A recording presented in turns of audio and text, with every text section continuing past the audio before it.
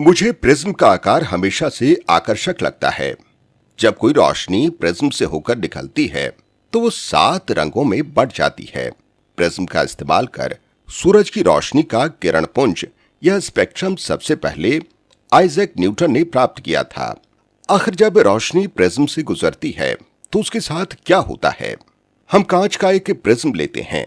इसके 2 त्रिभुजाकार आधार और 3 आपस में जुड़ी आयताकार सतहें होती हैं।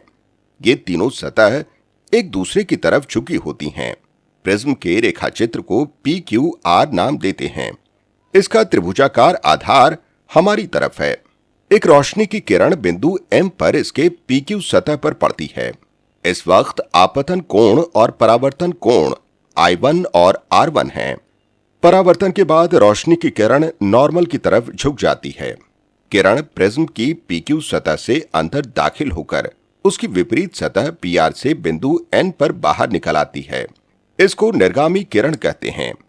इस I2 को प्राकट्य कोण कहते हैं। दूसरी सतह PR पर रोशनी की किरण कांच से हवा में दाखिल हुई है, इसलिए ये नॉर्मल से दूर मुड़ गई हैं। सतह PQ और PR के बीच बने कोण को A मान लेते हैं। यह प्रिज्म का कोण या प्रिज्म का परावर्तन कोण होगा। याद रखिए, 2 साथ में लगी सतहों के बीच बने कोण को प्रिज्म का कोण कहते हैं। अगर हम आपतित किरण और निर्गत किरण को आगे बढ़ाएं तो वो एक बिंदु O पर मिलेंगी।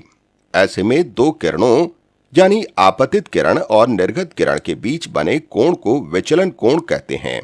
ये दर्शाता है कि प्रिज्म की वजह से किरण मार्ग से कितना विचलित हुई। किरण कितना विचलित होगी ये प्रिज्म के कोण पर निर्भर करता है।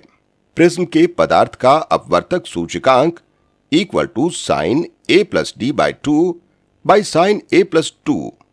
यहां A प्रिज्म का कोण और D इक्वल टू न्यूनतम विचलन का कोण होगा। यहां प्रिज्म कांच का बना है, इसलिए अगर हमें न्यूनतम विचलन का कोण D और प्रिज्म का कोण A पता हो तो कांच का अपवर्तक सूचकांक आसानी से मिल जाएगा। हम अगले पाठ्यक्रम में प्रिज्म के बारे में और बातें जानेंगे। Bye bye.